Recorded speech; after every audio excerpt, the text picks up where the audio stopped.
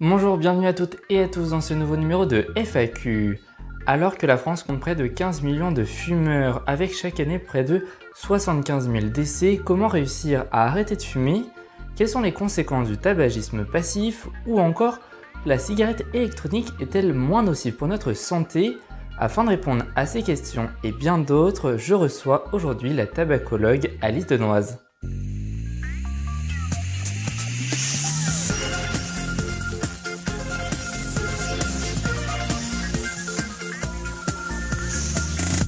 Bonjour Alice, alors quelles sont les conséquences pour un fumeur quotidien sur sa santé?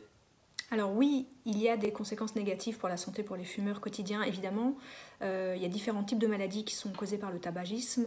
Il y a d'abord les cancers qui sont liés aux goudrons qui sont présents dans la fumée. On estime qu'il y a une quinzaine ou plus d'organes qui sont touchés, et en fait on peut se dire que tous les organes sont touchés par le tabagisme. Un autre type de maladie qu'on ignore trop souvent, ce sont les maladies cardiovasculaires, donc les infarctus, les accidents vasculaires cérébraux, etc. Mais il y a aussi des problèmes respiratoires et tous les autres organes, comme je vous le disais, qui sont touchés.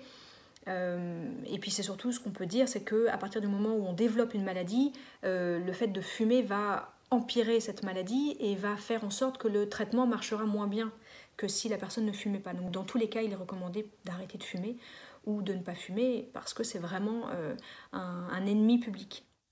Et lorsque nous avons un proche qui fume, on parle de tabagisme passif. Y a-t-il des conséquences négatives pour la santé des proches de fumeurs? Alors c'est vrai que on parle évidemment là du fumeur quotidien qui va inhaler sa propre fumée, mais il y a aussi des conséquences pour les proches. C'est ce qu'on appelle le tabagisme passif, parce qu'en fait il y a plusieurs types de fumée. Il y a d'abord la fumée qu'on va inhaler, que le fumeur va inhaler, mais il y a aussi la fumée qu'il va recracher, et il y a la fumée qui va sortir directement du bout incandescent de la cigarette. Donc ça c'est la fumée qu'on appelle secondaire, et qui est bourrée de produits chimiques. Pour information, la cigarette que le fumeur inhale contient environ 4800 produits chimiques, alors que la fumée qui va être recrachée par le fumeur et qui va sortir directement de la cigarette, comme elle est à une température moins forte, va contenir encore plus de produits. Donc on dit qu'elle contient à peu près 3 fois plus de goudron, 2 fois plus de monoxyde de carbone, 51 fois plus de formaldéhyde, ce qui est assez énorme. Donc évidemment c'est très toxique, c'est pour ça qu'on recommande de ne pas fumer en intérieur, notamment avec des enfants, que c'est interdit maintenant de fumer dans les voitures. Donc il faut vraiment faire attention à ça. Et ne pas oublier non plus la fumée tertiaire, qui est la fumée qui reste coincée dans les vêtements, dans les rideaux, dans les tapis. Et voilà. Donc si vous fumez chez vous, n'hésitez pas à lessiver, laver vos rideaux, faire un grand coup de frais sur votre intérieur. Et dans les voitures aussi. Depuis de nombreuses années, les différents gouvernements ont adopté des politiques de réduction du nombre de fumeurs, notamment en augmentant le prix des paquets de cigarettes. Mais ce nombre a-t-il vraiment baissé? Donc oui, il y a beaucoup d'actions qui ont été mises en place depuis 2014 avec le plan national de réduction du tabagisme qui a été remplacé en 2018 par le plan national de lutte contre le tabagisme.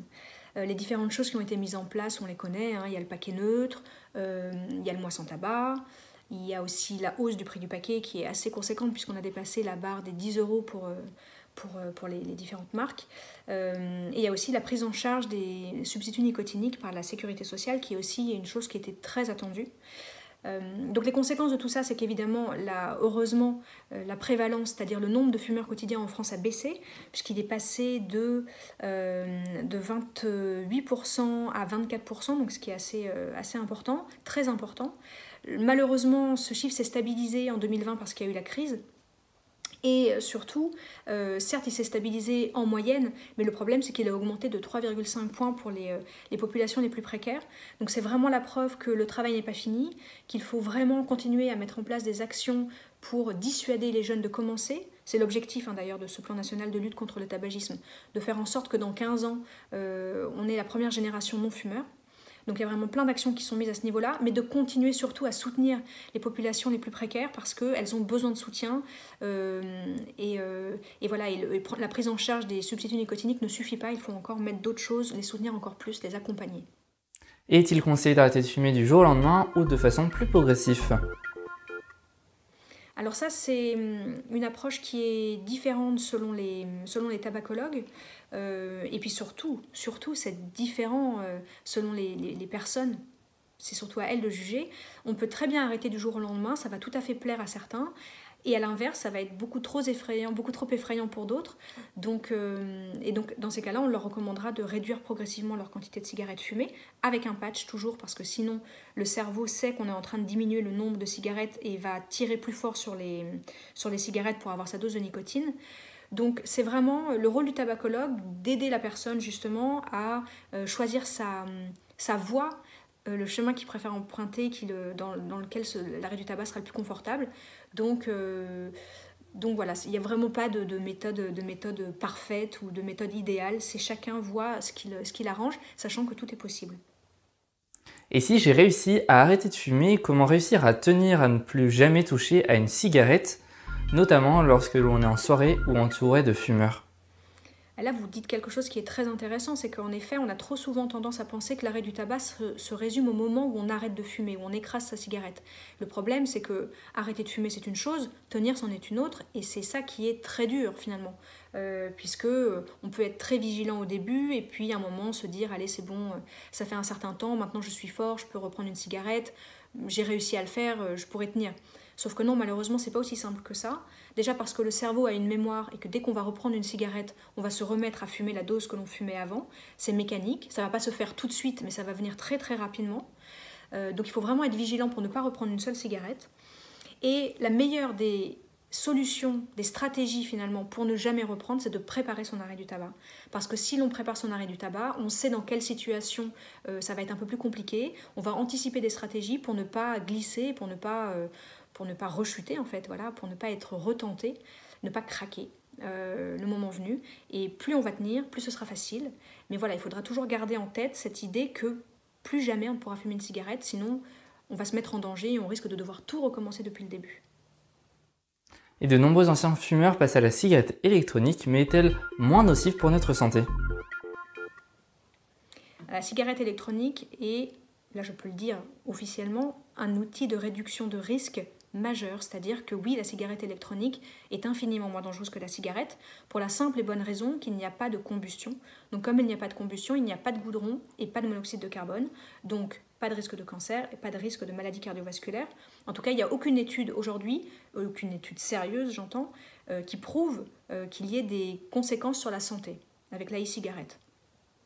D'ailleurs, les personnes qui ont arrêté de fumer et qui sont passées à la cigarette électronique vous le disent toutes. Elles ressentent les mêmes symptômes que quelqu'un qui arrête de fumer. Elles sentent que le corps se nettoie. Elles sentent qu'elles recommencent à respirer normalement. Enfin, c'est vraiment un super outil en plus parce qu'à la différence des autres, il permet d'arrêter de fumer vraiment dans le confort parce la cigarette électronique va régler la dépendance physique en sevrant, en mettant juste la bonne dose de nicotine, voilà, et en sevrant le cerveau. Et surtout, elle va permettre de garder finalement cette dépendance psychocomportementale parce que pour certains, elle n'est pas un problème, ou en tout cas, elle n'est pas prioritaire. Après, c'est évident que la cigarette électronique, on ne va pas la recommander à tout le monde. On va la recommander à des très gros fumeurs qui ont un problème de santé vraiment à régler tout de suite, où il faut vraiment privilégier voilà, cet aspect-là. Et dans un deuxième temps, ils amorceront une réduction de la cigarette électronique pour pouvoir se libérer aussi de cette cigarette électronique, de cette dépendance psychique, s'ils le souhaitent. Sachant que cette dépendance-là n'est pas dangereuse pour la santé et qu'on l'a avec plein d'autres choses qu'on ne questionne pas, comme le téléphone, comme, je ne sais pas, enfin voilà, plein d'autres choses. Ça dépend de la priorité des gens. En tout cas, c'est un superbe outil, oui. Et donc, comment réussir à arrêter de fumer? La clé, on peut pas vraiment je peux pas vous dire comme ça comment on arrête de fumer, parce qu'il n'y a pas de recette miracle, ça c'est sûr. En tout cas, ce que je dis souvent, c'est que le miracle dans l'arrêt du tabac, c'est vous, c'est-à-dire c'est la personne qui arrête de fumer et qui a le feu en elle pour se lancer dans ce changement. Il faut vraiment comprendre qu'arrêter de fumer, c'est un vrai chamboulement dans la vie et que comme tout chamboulement, comme tout déménagement, ben voilà, il se prépare. Mais il peut se préparer dans la douceur. C'est pas obligé que ça soit un moment compliqué de la vie, c'est juste chamboulant. Donc en fait, il faut se préparer, il faut analyser pourquoi on fume, comment on fume, voir si on a une dépendance. Si oui, comment est-ce qu'on s'en occupe, comment est-ce qu'on va réduire le plus possible les effets négatifs. Donc par exemple, si on est dépendant physiquement, on va recommander de prendre de la nicotine pour éviter d'avoir des symptômes de manque.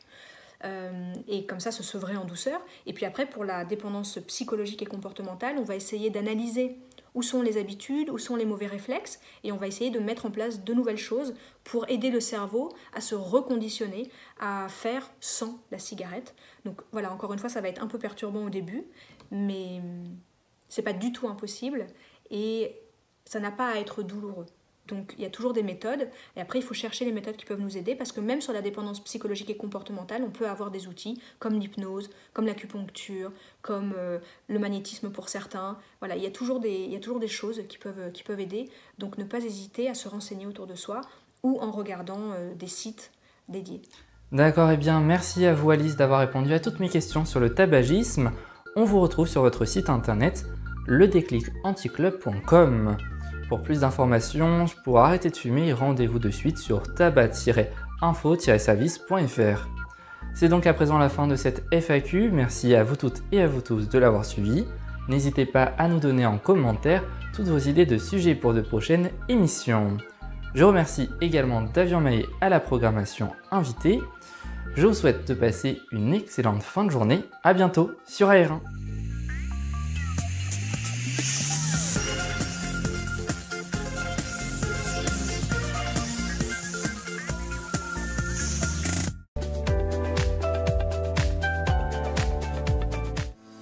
Rendez-vous mercredi prochain à 16h pour votre nouvelle émission présentée par Rodrigue Bedin, QG Politique. À l'approche des élections présidentielles en avril, puis législatives en juin, AR1 vous propose une nouvelle offre d'émission afin de décrypter les enjeux de manière pédagogique, mais aussi de vous donner l'envie d'aller voter.